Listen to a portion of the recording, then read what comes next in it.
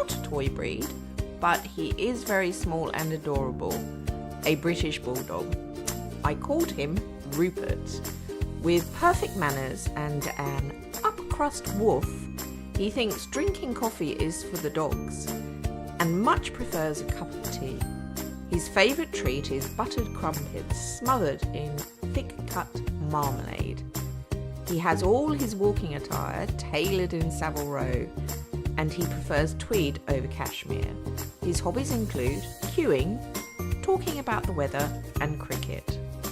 Okay, so I modelled back what I had in Cass, which was a really cute bulldog, but I thought that I could make it just a little bit better. So I stripped him back, started to paint, and then started work on the eyes. And as you can see, they gave me a lot of trouble. It was really hard trying to get the paint in place because it just kept bleeding, because it's such a small model to work with, such a small base. But I kept at it. I think I was working on him until 1:30 last night, and then again this morning at some silly o'clock because the chickens get me up very, very early. So I'm just trying to map out his details on his face, and I keep changing it because when I save him, I'll go back and I can see that it's bled. So the paint seems to bleed in places. So I will go in and out, keep changing it. And then on his face, I was just trying to darken up the folds and get the details on the eyes correct, because as I keep saying, they really come to life when you start to work around the eyes and on the details. I gave him a short tail because they are genetically, they do have bobtails, and you all know how I feel about docking doggies' tails. They need them for social interaction, but bulldogs don't have them. So I'm working out his coat details. Can't even talk now. His coat details, not goat details, coat details. And I wanted that short, bristly, shiny fur. And you can see how I was trying to get just that slight detail onto the white.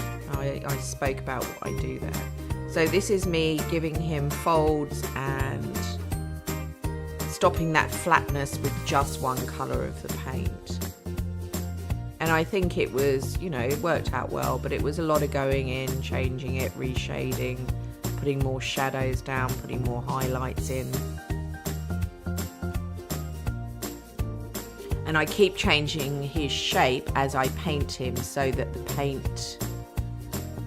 he looks better when he walks and it doesn't stretch out and things, because I do check them in game to see how they're looking and how they walk, and so that the paint job doesn't look a bit crazy. So coming around to the back, which gave me a little trouble, just trying to work out where the shadows would fall, where the highlights would be.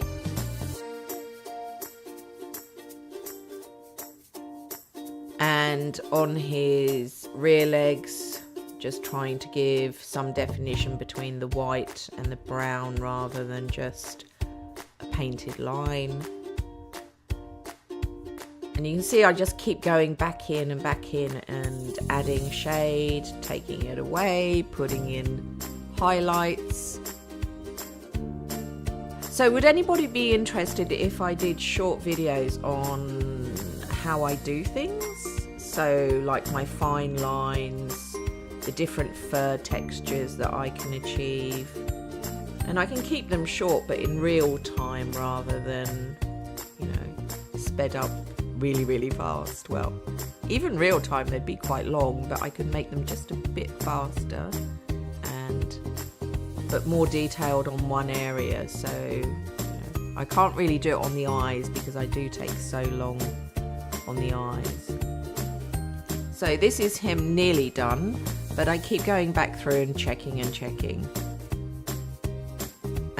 That's why I have him sit down or stand up or lay down, because I want to see if the paint stretches.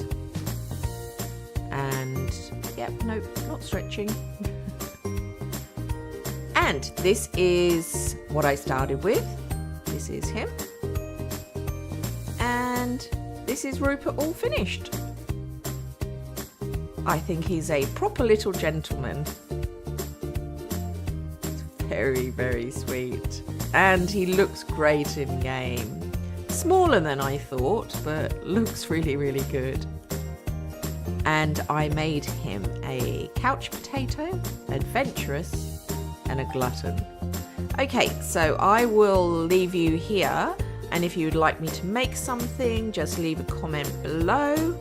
Hit the like button and don't forget to subscribe. And I will be back very soon with another video. Bye.